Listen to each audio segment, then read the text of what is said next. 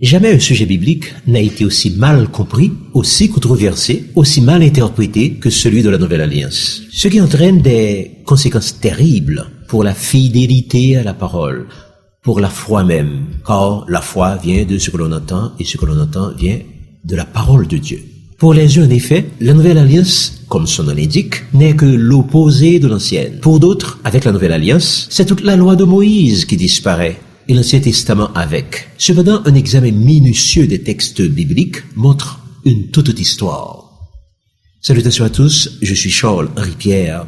Commençons tout d'abord par rappeler qu'une alliance est un deal, une entente, un accord entre deux ou plusieurs parties lorsque les conditions prédéfinies sont remplies. Dans la Bible, Dieu entre en relation avec l'homme à différentes reprises. Il lui promet constamment la vie éternelle, sa protection, des bénédictions de toutes sortes, à condition qu'il lui obéit. L'insoumission, la désobéissance, c'est une faute majeure qui entraîne une sanction sévère de la part de l'Éternel, qui peut aller jusqu'à la résilience du contrat. Parmi les alliances bibliques les plus remarquables, citons notamment l'alliance en Éden, Genèse 2.15, Genèse 2.15.16, l'alliance avec Adam déchu, Genèse 3.15, l'alliance avec Noé, Genèse 9.11, l'alliance avec Abraham, Genèse 12.2, l'alliance du Sinaï, Exode 19.5, l'alliance avec Israël pour la terre promise, Deutéronome 30.3, l'alliance avec David, 2 Samuel 7.16, et la nouvelle alliance, Hébreux 8.8.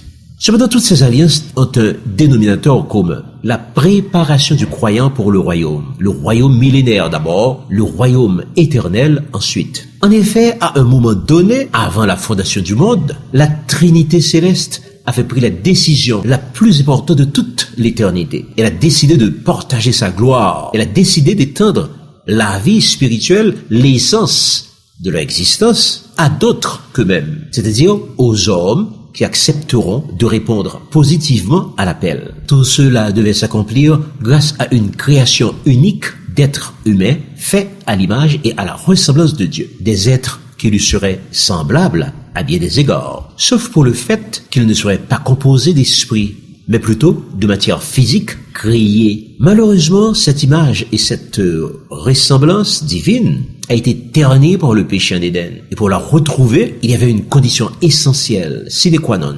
incontournable, obligatoire, à savoir Jésus-Christ, qui amènera la parole à la perfection. Cependant, l'apôtre Jean rappelle que le péché est la transgression de la loi, 1 Jean 3.4. Or, là où il n'y a pas de loi, il n'y a pas non plus de transgression, Romains 4.15. Sans transgression, il n'y aura pas d'accusation. En l'absence d'accusation, il n'y aura pas de jugement. La condamnation fait suite au jugement. Et tout condamné est éligible pour la grâce. Quelqu'un qui n'a pas péché n'a que faire de la grâce. Et sans la loi qui mène à la perfection, qui mène à la grâce, c'est toute l'épreuve rédemptrice de Christ qui part en fumée. C'est ce qui a motivé l'apôtre Paul à déclarer « Annulons-nous donc la loi par la foi ?» Loin de là. Au contraire, nous confirmons la loi. Or, Paul est formel, qui nous rappelle constamment que tous ont péché et sont privés de la gloire de Dieu. Romains 3.23. Il ajoute qu'il n'y a pas de juste, pas même un seul. Nul n'est intelligent, nul ne cherche Dieu. Tous sont égarés, tous sont pervertis. Il n'en est aucun qui fasse le bien. Pas même un seul. Romains 3.10-12. La déchéance spirituelle de l'homme rend donc nécessaire l'éternité de la loi. Car, encore une fois, pas de loi, pas de transgression, pas d'accusation, pas de jugement, pas de condamnation, pas de grâce. En fait, quand un pécheur ordinaire se démarque de la loi, il perd ainsi tout moyen de regagner l'image et la ressemblance de Dieu. Il verse alors dans l'anarchie la plus totale. Il a perdu la loi, qui lui servait de boussole dans les eaux tumultueuses de l'existence.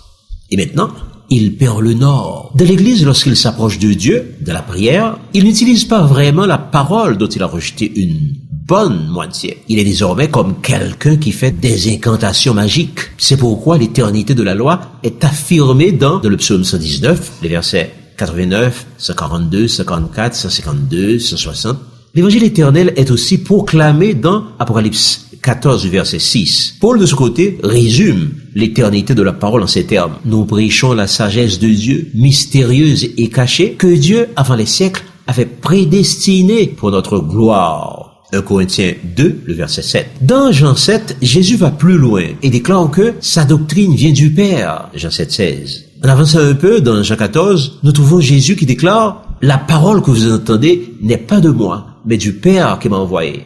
Jean 14, 24. Oh, Dieu le Père n'est pas du tout instable, changeant, capricieux, comme le suggèrent les théologiens antinomistes, c'est-à-dire ceux qui veulent à tout prix se débarrasser de la loi, ainsi que de l'ancienne alliance. Dans la même veine, la plupart des chrétiens aiment à parler de la loi de Moïse, comme si c'est Moïse qui était l'auteur. Mais la Bible parle plutôt des lois de Dieu données par Moïse, qui n'était plutôt qu'un simple huissier, un simple porte-parole. Deutéronome 8:11, Deutéronome 5:31, 2 Chroniques 34, le verset 14. Dieu le Père est donc l'auteur, la source de la totalité de la parole. D'autre part, il convient de noter que, depuis l'Ancienne Alliance, la Bible est truffée de symboles qui annonçaient déjà la venue prochaine du Seigneur Jésus-Christ. Ainsi, dans le jardin d'Éden, après que Adam et Ève eurent sombré dans le péché, le Seigneur tua un animal non identifié et avec la peau de cet animal, il confectionna un vêtement pour chaque personne dont il les revêtit. Étant donné que le salaire du péché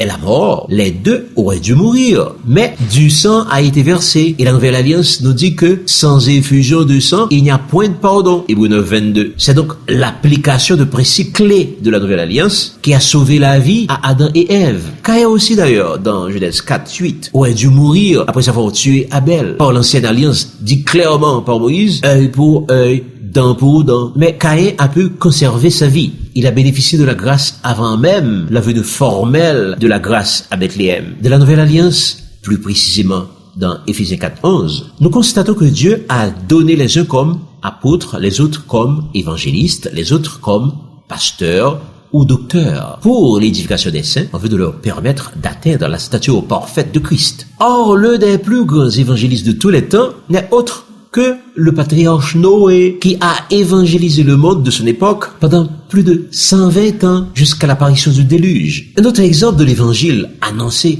au tout début de la création nous est donné par Enoch, qui prophétisant ces termes: « Voici l'Éternel est venu avec ses saintes myriades pour exercer un jugement contre tous et pour faire rendre compte à tous les impies parmi eux de tous les actes d'impiété qu'ils ont commis et de toutes les paroles injurieuses qui ont été proférées contre lui. » Jude 14. Voilà donc le patriarche, le 7e depuis Adam, qui prophétise déjà sur le retour de Jésus-Christ. De plus, il est le premier être vivant avant Élie à être monté au ciel, à être enlevé sans passer par la mort. On peut comprendre qu'en une fraction de seconde, son corps corruptible a revêtu l'incorruptibilité, son corps mortel a revêtu l'immortalité.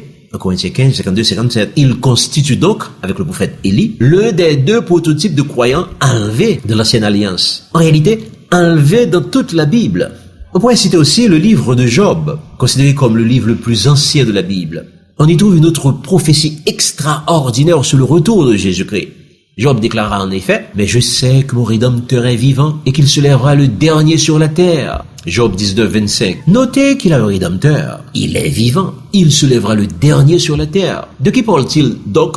Sans aucun doute, de Jésus-Christ. Dans Exode 12 maintenant, nous trouvons la nécessité qui est faite aux Israélites de badigeonner les linteaux des portes avec le sang d'un agneau mâle, sans défaut et sans tache. Ce qui devait empêcher l'ange exterminateur de frapper les premiers-nés des Israélites. C'était aussi une première évocation formelle de la Pâque de l'Éternel. Dans Genèse 14, le verset 18, Melchisédek célébrait déjà la communion du pain et du vin qu'il offrit à Abraham, quand il était sacrificateur du Dieu très haut.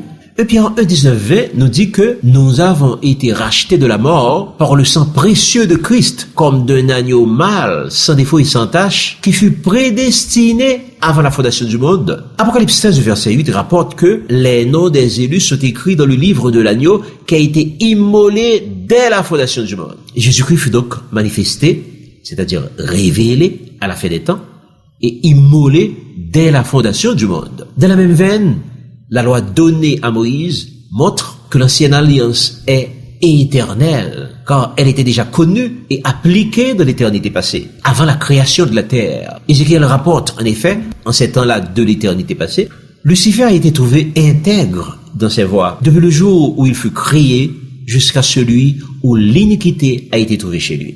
Ézéchiel 28, 15. Or, l'iniquité est la transgression de la loi. Exemple d'iniquité, dans Ézéchiel 14, Lucifer déclare: « Je monterai au ciel J'élèverai mon trône au-dessus de la montagne de Dieu. Je m'assiérai au-dessus de la montagne de l'assemblée. Je monterai sur le sommet des nues. Je serai semblable au Très-Haut. Ésaïe 14, 12, 14. Bref, il veut la position de Dieu. C'est de la convoitise pure et dure. C'est la violation aussi, de l'éternité passée, du 9e commandement. De tout part, s'il aimait véritablement Dieu, l'idée de coup d'État ne lui serait pas passée par l'esprit. Il a donc violé aussi le premier et le plus grand des commandements, ce qui a provoqué son jugement, suivi de son éviction de la demeure de Dieu. Il convient de noter aussi que l'Éternel mit de côté le 7e jour de la création pour marquer le repos de l'Éternel. Genèse 2, 1, 3. Était-il fatigué? Avait-il besoin de repos? Certainement pas. C'était uniquement pour montrer à l'homme la nécessité d'observer le sabbat. Autre exemple de l'ancienne alliance, connu et pratiqué au début de la création de la terre, longtemps avant l'arrivée de Moïse. Dans Genèse 4, nous trouvons, en effet, Caïn, un agriculteur, qui présente à l'Éternel une offrande des fruits de la terre, tandis que son frère Abel, de son côté, en fit une des premiers-nés de son troupeau. Le texte nous rapporte que l'Éternel porta un regard favorable sur Abel et sur son offrande, mais il ne porta pas un regard favorable sur Caïn et sur son offrande. Genèse 4, 4, 5. Que s'est-il donc passé? C'est que Abel, avant Moïse, avait appliqué à la lettre la loi de Moïse, alors que Moïse n'était même pas encore né. En effet, dans Exode 34, le verset 25, l'Éternel déclara par Moïse que tu apporteras dans la maison de l'Éternel ton Dieu les prémices des premiers fruits de la terre. Caïn en avait cure. Par contre, au verset 19 de Exode 34, nous lisons que tout premier-né m'appartient, même tout mâle premier-né dans les troupeaux de gros et de menu bétail. Abel, lui, avait pris soin d'offrir un des premiers-nés de son troupeau. Les résultats furent donc radicalement opposés, car l'un avait obéi scrupuleusement à la loi de Moïse, qui n'existait pas encore, de manière formelle, alors que l'autre n'en faisait qu'à sa tête. Et l'une des portions de l'Ancien Testament qui montre clairement que la loi de Moïse était connue, mentionnée et pratiquée avant même l'arrivée de Moïse se trouve dans Genèse 26, le verset 5. Elle dit ceci: parce qu'Abraham a obéi à ma voix et qu'il a observé mes ordres, mes commandements, mes statuts et mes lois. On peut citer encore l'exemple de David qui était parfaitement au courant du Rédempteur qui vient.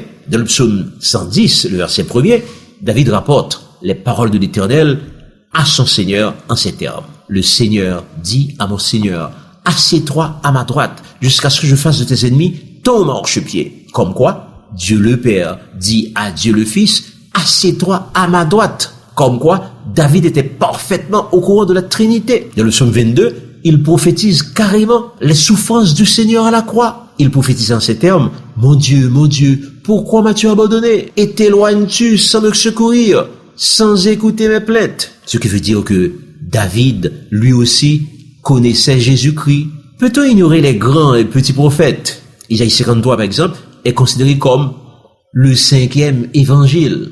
Il y préfigurait le sacrifice de Christ, serviteur de Yahvé, qui prendra la place de l'homme pécheur sur la croix du calvaire. Le prophète Jérémie est encore plus précis. Après avoir exposé l'idolâtrie et l'apostasie d'Israël, ainsi que les nombreuses profanations du temple, Jérémie déclare que l'Éternel allait réagir brutalement en envoyant 4 fléaux sur le royaume de Juda, à savoir l'épée pour la guerre, les grandes évasions, ensuite la peste, c'est-à-dire les grandes épidémies telles que le choléra, le Covid-19, ensuite la famine, qui veut dire que la nourriture sera rare, et finalement l'exil. Puisque le temple n'existerait plus, comment se feraient alors les holocaustes, les sacrifices pour le péché? La loi cessera-t-elle d'exister? C'est Jérémie qui, dans Jérémie 31, 33, portion reprise dans Hébreux 8, 10, prophétise ainsi: voici les jours viennent, dit l'Éternel, où je ferai avec la maison d'Israël et la maison de Juda une alliance nouvelle. Mais voici l'alliance que je ferai avec la maison d'Israël. Après ces jours-là, dit l'Éternel, je mettrai ma loi au-dedans d'eux. Je l'écrirai dans leur cœur. Je serai leur Dieu et ils seront mon peuple. Le texte est donc clair. Il montre d'abord la nécessité de la nouvelle alliance, car le temple allait être détruit et Israël allait partir en exil. Ensuite, c'est une action qui est mise au futur, indiquant par là qu'elle ne s'accomplira pas à l'époque de Jérémie. Elle vise ensuite la maison d'Israël et la maison de Juda, et par extension, la nouvelle Israël, ou encore Israël par la foi, c'est-à-dire l'Église de Jésus-Christ. Maintenant, cette nouvelle alliance mettra-t-elle fin à la loi de Moïse? Jérémie répond, « Je mettrai ma loi au-dedans d'eux, je l'écris dans leur cœur. » Déjà, dans Deutéronome 6.6, l'Éternel avait dit à Moïse, « Et ces commandements que je te donne aujourd'hui seront dans ton cœur. Tu les inculqueras à tes enfants. Et tu en parleras quand tu seras dans ta maison, quand tu iras en voyage, quand tu te coucheras et quand tu te lèveras.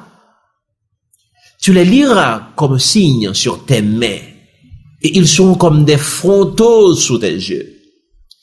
Tu les écriras sur les poteaux de ta maison et sur tes portes. » Il devient donc clair que dans la nouvelle alliance, la loi, les ordonnances, les préceptes et les commandements ne disparaissent point. Ils sont mis plutôt au-dedans du croyant. Ils sont écrits dans les cœurs, à l'instar de Jérémie 31. Mais le prophète Ézéchiel est encore plus explicite. Ézéchiel 11, 14, 21 dit ceci. « Et la parole de l'Éternel me fut adressée en ces mots. Fils de l'homme, ce sont tes frères, ceux de ta parenté, et la maison d'Israël tout entière, à qui les habitants de Jérusalem disent, restez loin de l'Éternel. Si je les ai dispersés en divers pays, je serai pour eux quelque temps un asile de les pays où ils sont venus.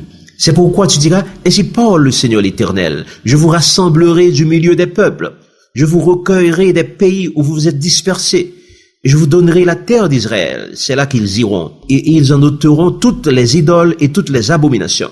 Je leur donnerai un même cœur, et je mettrai en vous un esprit nouveau. Je t'aurai de leur corps le cœur de pierre, et je leur donnerai un cœur de chair, afin qu'ils suivent mes ordonnances, et qu'ils observent et pratiquent mes lois. Et ils seront mon peuple, et je serai leur Dieu. La portion la plus importante ici, ce sont les versets 19 et 20, où Ézéchiel dit ceci, « Je leur donnerai un même cœur, et je mettrai en vous un esprit nouveau. J'ôterai de leur corps le cœur de pierre, et je leur donnerai un cœur de chair, afin qu'ils suivent mes ordonnances, et qu'ils observent et pratiquent mes lois, et ils seront mon peuple, et je serai leur Dieu. » Voilà. L'ancienne alliance annonce la nouvelle alliance. Tandis que la nouvelle alliance accomplit l'ancienne alliance. L'éternité passée, quant à elle, avait déjà en gestation et l'ancienne et la nouvelle alliance. De l'éternité future maintenant, l'ancienne et la nouvelle alliance seront encore présentes, mais sous une forme abrégée, savoir aimer Dieu et aimer son prochain. La terre est donc une gigantesque école qui prépare les hommes de tous les temps et de tous les pays pour le règne millénaire et pour la Jérusalem céleste. De l'éternité passée à l'éternité future, de Genèse à l'Apocalypse, la création forme un tout harmonieux, un continuum, un point d'orgue, ce qui révèle une constante de la pensée de Dieu, de l'objectif de Dieu pour l'homme, savoir préparer les élus pour le royaume de Dieu sur la terre, c'est-à-dire le millénium, et pour le royaume de Dieu dans la Jérusalem céleste, les nouveaux cieux et la nouvelle terre. Pour y accéder, les règles sont identiques pour tout le monde. Il faudra être comme Jésus, qui soit alors le premier-né de beaucoup de frères. Comment y arriver? La réponse à cette question fondamentale a été établie depuis l'éternité. Savoir, 1. L'agneau immolé, c'est-à-dire la Pâque. 2.